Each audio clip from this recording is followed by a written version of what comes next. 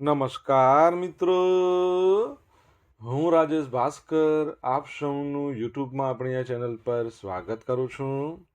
મિત્રો, આજે આપણે તારીખ 15 નવેમ્બર 2025ના કેટલાક મોસ્ટ ઇમ્પોર્ટન્ટ કરંટ અફેર અને અગાઉની પરીક્ષામાં પૂછાયેલા કેટલાક ઇમ્પોર્ટન્ટ પ્રશ્નો વિશે ડિટેલમાં ચર્ચા કરીશું, જે આપને આવનારી પરીક્ષા માટે ખૂબ જ ઉપયોગી સાબિત થશે. તો મિત્રો, આપ આ ચર્ચા સાથે જોડાઈ રહેજો અને વિડીયોને પહેલેથી લઈને છેલ્લે સુધી પૂરેપૂરો જોવાનો આગ્રહ રાખજો. તો ચલો મિત્રો, શરૂ કરીએ. શરૂઆત કરતાં પહેલાં જણાવી દઉં કે જો તમારે આપણી આ યુટ્યુબ ચેનલને સબસ્ક્રાઇબ કરવાનું બાકી હોય તો ચેનલને સબસ્ક્રાઇબ કરજો, નોટિફિકેશન બેલ આઇકોનને પ્રેસ કરીને, અને જો તમને વિડીયો પસંદ આવે તો વિડીયોને લાઇક કરજો, પરંતુ વિડીયોની લિંકને શેર કરવાનું ના ભૂલતા. તમારા જેટલા પણ મિત્રો જેઓ કોમ્પિટિટિવ એક્ઝામની તૈયારી કરી રહ્યા છે એ બધા મિત્રો જોડે આ વિડીયોની લિંકને શેર કરો, તમે જે તે સોશિયલ મીડિયા એપ્લિકેશન વાપરતા હોય એમાં. ચલો તો શરૂઆત કરીએ. સૌપ્રથમ જોઈશું અગાઉની પરીક્ષામાં પૂછાયેલા સામાન્ય વિજ્ઞાનના પ્રશ્નો, જેના જવાબો તમારે મને કમેન્ટ બોક્સમાં લખીને જણાવવાના છે.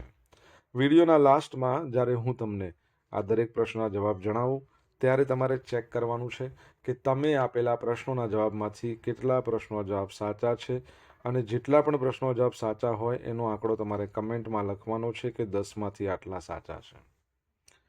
ડેઇલી જીકે ટેસ્ટમાં આપણે રોજ 10 પ્રશ્નો પૂછીએ છીએ, એમાંથી 5 પ્રશ્નો સામાન્ય વિજ્ઞાનના હોય છે. બાકીના જે 5 પ્રશ્નો છે એ ગુજરાતના ઇતિહાસના. તો તમે તમારા આન્સર આપવાની છે કમેન્ટ બોક્સમાં, અને હું આજના કરંટ અફેરનો પ્રથમ પ્રશ્ન છે એની શરૂઆત કરું છું. પ્રથમ પ્રશ્ન છે કે 6ઠ્ઠા નેશનલ વોટર એવોર્ડ્સ 2024માં જળ વ્યવસ્થાપન અંતર્ગત શ્રેષ્ઠ રાજ્યમાં ગુજરાત છે એ કેટલામાં સ્થાને છે? તો જવાબ આવશે ગુજરાત બીજા નંબર પર છે. કેટલામાં નંબર પર? સેકન્ડ નંબર પર છે. તો કેન્દ્રીય જળશક્તિ મંત્રી છે CR પાટીલ, એમના દ્વારા 11 નવેમ્બરના રોજ આ એવોર્ડ્સની જાહેરાત કરવામાં આવી હતી. આપણા રાષ્ટ્રપતિ શ્રીમતી દ્રૌપદી મુર્મુ છે, એમના દ્વારા 18 નવેમ્બરના રોજ વિજેતાઓને એવોર્ડ પ્રદાન કરવામાં આવશે. જળ વ્યવસ્થાપનમાં જો વાત કરીએ તો ગુજરાતનું પ્રદર્શન નોંધનીય રહ્યું છે. શ્રેષ્ઠ રાજ્યની વાત કરીએ તો બેસ્ટ રાજ્યમાં પહેલા નંબર પર છે મહારાષ્ટ્ર, અને ત્રીજા નંબર પર છે હરિયાણા. સેકન્ડ નંબર પર તમને ખબર છે આપણું ગુજરાત છે, આપણે જે અત્યારે પ્રશ્નો ભણ્યા. શ્રેષ્ઠ શહેરી સ્થાનિક સંસ્થા એમાં પહેલા નંબર પર છે નવી મુંબઈ, મહારાષ્ટ્ર. શ્રેષ્ઠ જિલ્લા બેસ્ટ ડિસ્ટ્રિક્ટ વેસ્ટ ઝોનમાં ખરગાંવ, મધ્યપ્રદેશ. ગુજરાતની વાત કરીએ તો ગુજરાતના પર્સપેક્ટિવથી અહીંયા તમે જુઓ તો બધા ટોપિક જોયા છે આપણે. તો શ્રેષ્ઠ રાજ્ય બેસ્ટ રાજ્યમાં સેકન્ડ નંબર પર ગુજરાત છે. શ્રેષ્ઠ શહેરી સ્થાનિક સંસ્થામાં આપણું ભાવનગર સેકન્ડ નંબર પર છે, પહેલા નંબરે નવી મુંબઈ. શ્રેષ્ઠ સંસ્થા કેમ્પસની અંદર તો જોઈન્ટમાં છે, પહેલા નંબર પર 2 છે, Indian institute of technology IIT Gandhinagar પણ છે, અને ICAR central coastal agriculture research institute Goa બંને નંબર 1 પર છે. શ્રેષ્ઠ સિવિલ સોસાયટીની વાત કરીએ તો Banaskantha district cooperative milk producer union limited number 1 પર છે. ઓકે, તો યાદ રાખજો. અહીંયા IIT ગાંધીનગર છે એ નંબર 1 પર. તમને ખબર હોય તો રિસન્ટલી તેની એક ટેકનોલોજીકલ સમિટ યોજાઈ ગઈ 7-8 તારીખના રોજ. તમને ખ્યાલ હોય તો તમે જણાવી શકો છો સમિટનું નામ શું હતું કમેન્ટ બોક્સમાં લખીને. આગળ વધીએ. દર વર્ષે બાળ વાર્તા દિન ક્યારે મનાવવામાં આવે છે? તો ગુજરાતની અંદર બાળ વાર્તા દિન 15મી નવેમ્બર એટલે આજનો દિવસ મૂછાળી મા તરીકે ઓળખાતા ગીજુભાઈ બધેકાનો જન્મદિવસ છે. તો પ્રસિદ્ધ કેળવણીકાર બાળકોની મૂછાળી મા તરીકે ઓળખાતા સાહિત્યકાર ગીજુભાઈ બધેકા, એમનો જન્મદિવસ 15મી નવેમ્બરે બાળ વાર્તા દિન તરીકે ગુજરાતમાં ઉજવવામાં આવે છે. આ વર્ષે ગીજુભાઈ બધેકાની 138મી જન્મ જયંતિ, 138મી ને 139મી છે ને, 15 નવેમ્બર 1885થી 23 જૂન 1939. આ આંકડો ખોટો છે, બરાબર છે, એટલે 140મી જન્મ જયંતિ થઈ ગઈ. 85 છે ને 140. 1920ના દાયકામાં એમણે દક્ષિણામૂર્તિ વિદ્યાર્થી ભવનમાં બાળ મંદિરની સ્થાપના થઈ ત્યારે આચાર્ય પદે તેઓ નિયુક્ત થયા હતા. 2021માં સાંઈરામ દવે અને દક્ષિણામૂર્તિ વિદ્યાલયના ટ્રસ્ટીઓએ મુખ્યમંત્રીને કરેલી રજૂઆતને ધ્યાનમાં લઈને રાજ્ય સરકારે ગીજુભાઈ બધેકાના જન્મદિવસને બાળ વાર્તા દિન તરીકે ઉજવવાનું નક્કી કર્યું છે? તમારા માટે પ્રશ્ન એ છે કે વીર બાળ દિવસ ક્યારે મનાવવામાં આવે છે? કમેન્ટમાં લખો. ગઈકાલે તમને ખબર હતી ને, બાળ દિવસ હતો, આખા ભારતમાં ઉજવાય છે. સંજાણ દિવસ 15 નવેમ્બર દર વર્ષે ઉજવવામાં આવે છે. વિશ્વભરના પારસીઓ પોતાના પૂર્વજોની યાદમાં અને આ ઐતિહાસિક દિવસની યાદમાં સંજાણમાં એકત્ર થાય છે. જે દિવસે તેમણે આ દેશમાં આશ્રય લઈ તેને પોતાનું વતન બનાવ્યું હતું. પારસી પાદરીઓને તાલીમ આપતા દાદર અથોર્નન ઇન્સ્ટિટ્યૂટના ધાર્મિક વિદ્વાન અને પ્રિન્સિપાલ રામયાર કરંજાએ જણાવ્યું કે 8મી સદીમાં ઈરાનમાં અત્યાચારથી ત્રાસીને નાસેલા પારસીઓ સૌપ્રથમ દીવમાં આવ્યા હતા. અહીંયા તેઓ 14થી 18 વર્ષ રહ્યા, પરંતુ સ્થાયી નહોતા થઈ શક્યા. ત્યારબાદ તેઓ સંજાણ વહાણ દ્વારા ગયા, જ્યાં તેમનો ભેટો રાજા જાદવ રાણા સાથે થયો, જેણે તેમને માત્ર રહેવાની જ નહીં પરંતુ આતશ બહેરામ બાંધવાની પણ મંજૂરી આપી હતી. એટલે આજે સંજાણ દિવસ પણ છે, એ યાદ રાખજો.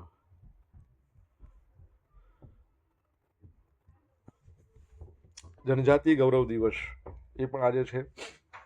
આદિવાસી સ્વાતંત્ર્ય સેનાની બિરસા મુંડા એમના સન્માન માટે 15 નવેમ્બરને જનજાતિ ગૌરવ દિવસ અથવા તો આદિજાતિ ગૌરવ દિવસ તરીકે ઉજવવામાં આવે છે. તો આદિવાસીઓના સાંસ્કૃતિક વારસાની જાળવણી, રાષ્ટ્રીય ગૌરવ, બહાદુરી અને આતિથ્યના ભારતીય મૂલ્યોને પ્રોત્સાહન આપવાના પ્રયાસોને માન્યતા આપવા દર વર્ષે આદિવાસી ગૌરવ દિવસનું આયોજન કરવામાં આવે છે. તેમણે બ્રિટિશ સંસ્થાનવાદી શાસન વિરુદ્ધ ભારતના વિવિધ વિસ્તારોમાં આદિવાસી ચળવળોનું નેતૃત્વ કર્યું હતું. આદિવાસી સમુદાયોમાં તામર, સંથાલ, ખાસી, ભીલ, મિઝો અને કોલનો સમાવેશ થાય છે. ભગવાન બિરસા મુંડા, જે ઝારખંડના મુંડા જનજાતિના હતા, એમનો જન્મ 15 નવેમ્બર 1875માં થયો હતો. 19મી સદીના અંતમાં બ્રિટિશ શાસન દરમિયાન બંગાળ પ્રેસિડેન્સી હવે ઝારખંડના આદિવાસી પટ્ટામાં આદિવાસી ચળવળનું એમણે નેતૃત્વ કર્યું હતું. તમને ખ્યાલ હોવો જોઈએ કે આ વર્ષે એમની 150મા નંબરની જન્મ જયંતિ છે અને આ વર્ષને જનજાતિ ગૌરવ વર્ષ તરીકે આપણે ઉજવી રહ્યા છે. તો એ નિમિત્તે ગુજરાતની અંદર ગૌરવ યાત્રા છે, એનું આયોજન કરવામાં આવ્યું હતું. એક યાત્રા નીકળી હતી અંબાજી બનાસકાંઠાથી અને બીજી હતી ઉમરગાંવ વલસાડ. તમારે જણાવવાનું છે એનું સમાપન સ્થળ કયું હતું, કમેન્ટમાં લખવાનું છે.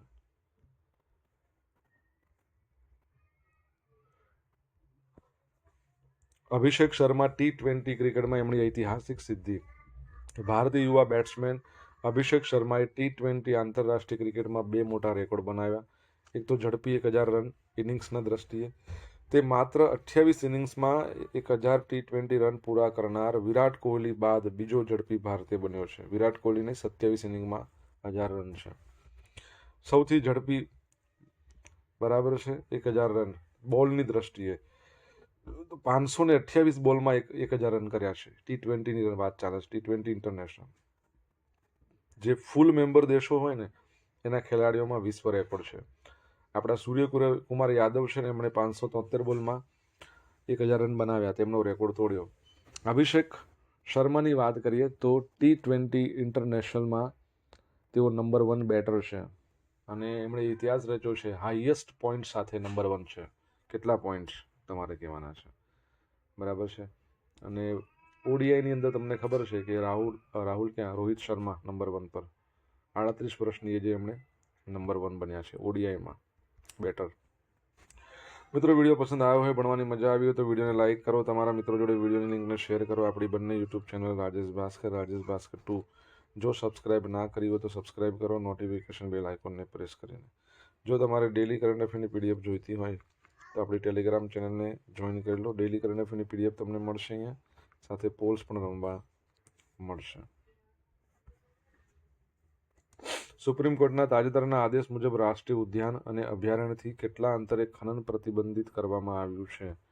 તો જવાબ આવશે 1 કિલોમીટરના અંતરે. તો સર્વોચ્ચ અદાલતે રાષ્ટ્રીય ઉદ્યાનો અને વન્યજીવ અભયારણ્યો એની 1 કિલોમીટરની ત્રિજ્યામાં ખાણકામની પ્રવૃત્તિઓ પર પ્રતિબંધ મૂક્યો છે. કોર્ટે નોંધ્યું કે આવી પ્રવૃત્તિઓ વન્યજીવ અને એમના માટે જોખમી હશે. હવે આ નિર્દેશોને સમગ્ર ભારતમાં આખા પેન ઇન્ડિયા બેસિસ લાગુ કરવાની વાત કરવામાં આવી છે. જે અગાઉ પહેલાં એવું હતું કે ગોવા ફાઉન્ડેશન કેસ હતો ને, એમાં ફક્ત ગોવા રાજ્ય માટે આ પ્રમાણે લાગુ કરવામાં આવ્યું હતું. અને ઝારખંડની સરકારને આદેશ આપ્યો છે સુપ્રીમ કોર્ટે કે સારંડા વિસ્તાર વન્યજીવ અભયારણ્ય તરીકે નોટિફાઈ કરી દો. આદિવાસી અને વનવાસીઓના અધિકારોનું રક્ષણ ફોરેસ્ટ રાઇટ્સ એક્ટ મુજબ સંપૂર્ણ રીતે કરવું. સરકારે આ બાબતને વ્યાપક રીતે જાહેર કરવાની સૂચના આપી છે. સારંડા અને સસંગડાબુરુ એ વિસ્તારમાં વન્યજીવ અભયારણ્ય અને કન્ઝર્વેશન રિઝર્વ જાહેર કરવા અંગેનો મુદ્દો લાંબા સમયથી બાકી પડેલો હતો. એના માટે સુપ્રીમ કોર્ટની વાત કરીએ તો હાલમાં તમને ખબર છે કે એના ચીફ જસ્ટિસ નવા આવ્યા છે, આપણા CJI, બરાબર છે. શું નામ છે એમનું? 53મા નંબરના છે. તમને ખ્યાલ હોય તો કમેન્ટ બોક્સમાં લખીને જણાવી શકો છો. બહેરીનના મનામા ખાતે આયોજિત 2025 એશિયન યુથ ગેમ્સમાં ભારતે કયું સ્થાન મેળવ્યું? ભારત 6ઠ્ઠા નંબર પર આવ્યું છે. નંબર 1 પર છે ચાઇના, ઉઝબેકિસ્તાન, પછી કઝાકિસ્તાન, પછી છે ઈરાન, થાઈલેન્ડ અને પછી ભારત. બરાબર છે. ટોટલ 48 મેડલ છે ભારતના. તો ભારતે બહેરીનના મનામા ખાતે આયોજિત 2025 એશિયન યુથ ગેમ્સમાં અત્યાર સુધીનું સર્વશ્રેષ્ઠ પ્રદર્શન નોંધાવ્યું છે. ટોટલ 48 મેડલ જીત્યા. 2009 અને 13ના અગાઉના આંકડાને વટાવી દીધા. તો ટોટલ મેડલ 48 છે. એમાં ગોલ્ડ 13, સિલ્વર 18, બ્રોન્ઝ 17 છે. પ્રથમ ગોલ્ડ કોણ લાવ્યું? ગર્લ્સ કબડ્ડી ટીમ ઈરાનને હરાવી પ્રથમ ગોલ્ડ. પ્રથમ વ્યક્તિગત ગોલ્ડ અને વર્લ્ડ રેકોર્ડ કોણે કર્યો? તો પ્રીતિ સ્મિતા ભોઈ ગર્લ્સની 44 કિલોગ્રામ ક્લીન એન્ડ જર્ક ઇવેન્ટની અંદર વર્લ્ડ રેકોર્ડ બનાવ્યો. વર્લ્ડ યુથ રેકોર્ડ, દેશનો પ્રથમ વ્યક્તિગત રેકોર્ડ. અમને 92 કિલો વજન ઉંચક્યું હતું ક્લીન એન્ડ જર્કમાં. બહુ મોટી બાબત છે. અંતિમ દિવસનું પ્રદર્શન. અંતિમ દિવસે બોક્સિંગ અને બીચ રેસલિંગમાં 7 ગોલ્ડ, એના સાથે 15 મેડલ આવ્યા. 2009ની આવૃત્તિમાં ભારતે 11 મેડલ જીત્યા હતા. 5 ગોલ્ડ, 3 સિલ્વર, 3 બ્રોન્ઝ. 13ની આવૃત્તિમાં ભારતને ખેલાડીઓએ 14 મેડલ જીત્યા હતા. 3 ગોલ્ડ, 4 સિલ્વર અને 7 બ્રોન્ઝ. ભવિષ્યની યોગ્યતા મેડલની જીત ડાકાર સેનેગલમાં યોજાશે 2026 યુથ ઓલિમ્પિક્સ. એના માટે ક્વોલિફાયર તરીકે કામ આપશે.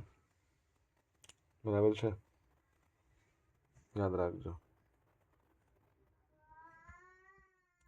અમેરિકામાં યોજાનારા પ્રતિષ્ઠિત 2029ના સ્પેસ મિશન માટે આંધ્રપ્રદેશની કુંચલા કૈવાલ્ય રેડ્ડીની પસંદગી.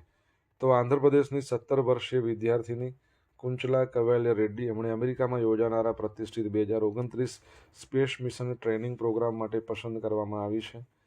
તેઓ પૂર્વ ગોદાવરી જિલ્લાના નિડાદવોલે શહેરના રહેવાસી છે. 36 દેશોના હજારો ઉમેદવારોમાંથી ફક્ત 150 વિદ્યાર્થીઓની પસંદગી થઈ હતી. એમાંથી આમનું નામ છે, એટલે ભારત માટે ગૌરવની વાત કહેવાય. કૈવાલ્ય એમને 2026થી 29 સુધી ફ્લોરિડામાં ટાઇટન સ્પેસ ઇન્ડસ્ટ્રીઝ દ્વારા એસ્ટ્રોનોટ ટ્રેનિંગ મળશે. તાલીમમાં zero gravity practice, space simulation, અવકાશ વિજ્ઞાનનો અભ્યાસ એ પણ સામેલ છે. ટ્રેનિંગ બાદ કૈવાલ્ય 2029માં 300 કિલોમીટરની ઊંચાઈ સુધી સ્પેસ ફ્લાઇટમાં ભાગ લેશે. આ સિદ્ધિ ભારતના યુવાનોમાં વિજ્ઞાન અને અવકાશ ક્ષેત્ર પ્રત્યે પ્રેરણા પૂરું પાડે છે. અવકાશની વાત આવી, તમને ખબર છે ભારતમાં રાષ્ટ્રીય અવકાશ દિવસ આપણે ક્યારે ઉજવીએ છીએ? કમેન્ટમાં લખો. સોશિયલ મીડિયાના માધ્યમથી આપણી સાથે તમે કનેક્ટ રહી શકો છો. આપણું Insta ID rajesh.i.bhaskar, Facebook ID છે આપણું RI ભાસ્કર, અને ટેલિગ્રામ ચેનલ છે આપણી રાજેશ ભાસ્કર, જ્યાં તમને ડેલી કરંટ અફેરની PDF મળશે અને પોલ્સ પણ રમવા મળશે. જો ભણવાની મજા આવી હોય તો વિડીયોને લાઇક કરો, તમારા મિત્રો જોડે વિડીયોની લિંકને શેર કરો. ચેનલ સબસ્ક્રાઇબ કરવાની બાકી હોય તો સબસ્ક્રાઇબ કરો, નોટિફિકેશન બેલ આઇકોનને પ્રેસ કરીને. સંશોધિત ભારતનેટ યોજના અને તેના સમગ્ર પ્રદેશમાં સફળતાપૂર્વક લાગુ કરનાર ભારતનું પ્રથમ રાજ્ય કયું બન્યું છે? તો પંજાબ બની ગયું છે. તો પંજાબ છે એને સંશોધિત ભારતનેટ યોજના તેના સમગ્ર પ્રદેશમાં સફળતાપૂર્વક લાગુ કરનાર પ્રથમ રાજ્ય બની ગયું છે. આ સીમાચિહ્ન ગ્રામીણ ભારતમાં ડિજિટલ વિભાજનને દૂર કરવા અને સરહદી રાજ્યના જીવંત દેખરેખ એને સક્ષમ બનાવવામાં એક મુખ્ય સિદ્ધિ દર્શાવે છે. સેવાઓ. ગ્રામીણ વિસ્તારોમાં ગવર્નન્સ અને હેલ્થ સેવાઓને પ્રોત્સાહન મળશે. અમલની મુખ્ય બાબત માન્યતા. તો મુખ્ય સચિવ છે આના KP સિન્હા. એમણે BSNL છે ને પંજાબ સર્કલ, એના જે CGM છે અજય કુમાર કરારા, એમની પાસેથી અનુકરણીય અમલ માટે એવોર્ડ મેળવ્યો છે. BSNLની સ્થાપના 2000ની સાલમાં થઈ. કોણ છે એના ચેરમેન? કમેન્ટમાં લખો. ગામ કવરેજ. રાજ્યના 43 શેડો એરિયાઝમાં બ્રોડબેન્ડ સેવા શરૂ કરવામાં આવી. માત્ર એક ગામ બાકી છે જે નવેમ્બર 25ના અંત સુધીમાં એને આવરી લેવામાં આવશે એવી અપેક્ષા છે. હવે આ મૂળ યોજના લોન્ચ ક્યારે થઈ હતી? જો ભારત નેટ પ્રોજેક્ટ 25 ઓક્ટોબર 2011માં લોન્ચ થયો અને અમેન્ડેડ ભારત નેટ અથવા તો સંશોધિત ભારત નેટ 2023માં આવ્યો. હવે 2011માં જ્યારે લોન્ચ થયો ને ત્યારે તમામ ગ્રામ પંચાયતો ભારતની એપ્રોક્સિમેટલી 2.64 લાખ એના માટે મંજૂર થયો હતો. સંશોધિત યોજનાનો ખર્ચ, સંશોધિત ભારત નેટ પ્રોગ્રામનો ડિઝાઇન ખર્ચ એપ્રોક્સિમેટલી 1,39,579 કરોડ, જેનો ઉદ્દેશ તમામ વસવાટવાળા ગામોમાં હાઈ સ્પીડ બ્રોડબેન્ડ કનેક્ટિવિટી પૂરો પાડવાનું છે. નોરાદેહી વન્યજીવ અભયારણ્ય. ચિત્તાનું ત્રીજું સંરક્ષણ સ્થળ મધ્યપ્રદેશમાં આવેલું છે. નોરાદેહી વન્યજીવ અભયારણ્ય એ કુનો અને ગાંધીસાગર એના પછી ભારતમાં ચિત્તા માટેનું ત્રીજું સ્થળ બનવા જઈ રહ્યું છે અને મધ્યપ્રદેશનું 25મા નંબરનું આ અભયારણ્ય છે અને સૌથી મોટું અભયારણ્ય. પણ આમાં પડકાર છે.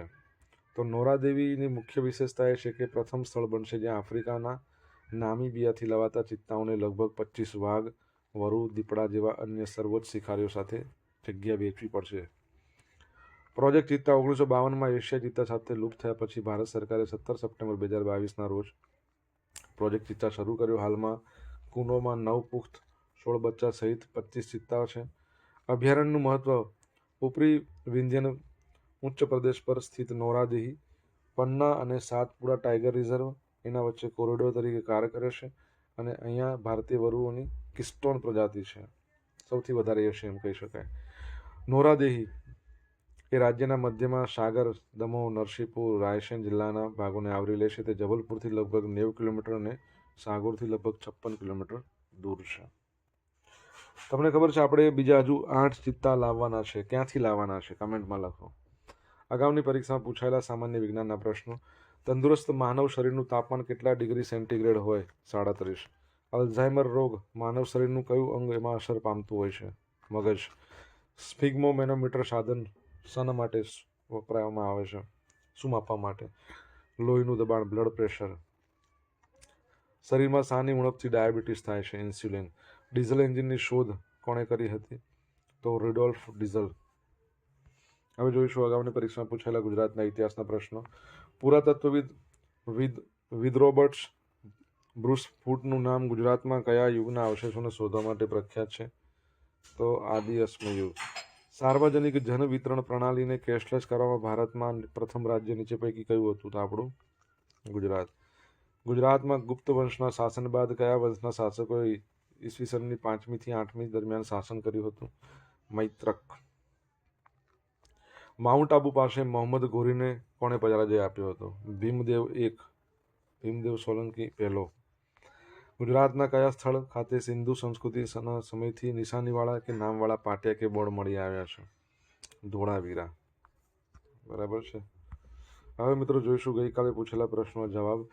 પહેલો પ્રશ્ન, કયા સ્થળે તાજેતરમાં રાજ્યપાલ શ્રી આચાર્ય દેવવ્રતજીના અધ્યક્ષસ્થાને નેચરોપેથી પ્રાકૃતિક ચિકિત્સા દિવસ પર્વનો શુભારંભ થયો? તો અમદાવાદ. સેકન્ડ પ્રશ્ન છે કે વડાપ્રધાનની નવેમ્બર 2025ની ભૂટાનની મુલાકાત દરમિયાન કયો હાઇડ્રોઇલેક્ટ્રિક પ્રોજેક્ટ ઉદ્ઘાટિત થયો જેની ક્ષમતા કેટલી છે? તો પુનાત્સાંગ 2 અને એની ક્ષમતા 1020 મેગાવોટની છે. આજે પૂછેલા પ્રશ્નનો જવાબ જોઈ લઈએ. પહેલો પ્રશ્ન શું પૂછ્યો હતો? આઈઆઈટી ગાંધીનગરની અંદર અમલથિયા નામની એમની એક ટેકનોલોજી સમિટ યોજાઈ ગઈ. સેકન્ડ પ્રશ્ન, વીર બાળ દિવસ ક્યારે મનાવવામાં આવે છે? 26મી ડિસેમ્બર. ત્રીજો પ્રશ્ન કે ભગવાન બિરસા મુંડાના 150મા જન્મ જયંતિ નિમિત્તે ગુજરાતમાંથી જે યાત્રા નીકળી હતી તો એનું સમાપન ક્યાં થયું? કેવડિયા ખાતે, અથવા તો એકતાનગર કહો તો પણ ચાલશે. ચોથો પ્રશ્ન હતો, અભિષેક શર્મા છે ને 931 પોઈન્ટ સાથે T20માં નંબર 1 બેટર છે. પાંચમો પ્રશ્ન, સુપ્રીમ કોર્ટના નવા જજ છે જસ્ટિસ સૂર્યકાંત, 53મા નંબરના. છઠ્ઠા નંબરનો પ્રશ્ન તો રાષ્ટ્રીય અવકાશ દિવસ આપણે ક્યારે મનાવીએ છીએ? 23મી ઓગસ્ટ આવશે, 23 ઓગસ્ટ. સાતમા નંબરનો પ્રશ્ન, BSNLના અધ્યક્ષ કોણ છે? એ રોબર્ટ જે રવિ. અને આઠમા નંબરનો પ્રશ્ન, ભારતમાં બોત્સવાનાથી બીજા 8 ચિત્તા લાવવામાં આવશે. હવે જોઈશું ગઈકાલના કરંટ અફેરમાંથી પૂછેલા કેટલાક ઇમ્પોર્ટન્ટ પ્રશ્નો જેના જવાબો તમારે કમેન્ટમાં લખવાના છે. પહેલો પ્રશ્ન, આદિવાસી સમુદાયોને ધ્યાનમાં રાખીને વ્યાપક જીનોમ સિક્વન્સિંગ પ્રોજેક્ટ શરૂ કરનાર ભારતનું પ્રથમ રાજ્ય કયું છે? સેકન્ડ પ્રશ્ન, યુનાઇટેડ નેશન્સ કન્વેન્શનમાં જોડાનાર પ્રથમ દક્ષિણ એશિયન દેશ કયો? જો જવાબ આવડે તો કમેન્ટમાં લખજો. તો આ હતા આજના દિવસના કેટલાક મોસ્ટ ઇમ્પોર્ટન્ટ કરંટ અફેર. સાથે આપણે જોયું અગાઉની પરીક્ષામાં પૂછાયેલા ઇમ્પોર્ટન્ટ પ્રશ્નો, બરાબર છે, એના જવાબની સાથે. આશા રાખું બધાને ભણવાની મજા આવી હશે. મજા આવી તો વિડીયોને લાઇક કરો, તમારા મિત્રો જોડે વિડીયોની લિંકને શેર કરો. આપણી બંને યુટ્યુબ ચેનલ રાજેશ ભાસ્કર 2ને સબસ્ક્રાઇબ કરો, નોટિફિકેશન બેલ આઇકોનને પ્રેસ કરીને. તો મિત્રો thank you so much for watching this video. Have a nice day. જય હિન્દ, જય ભારત, જય ગરવી ગુજરાત.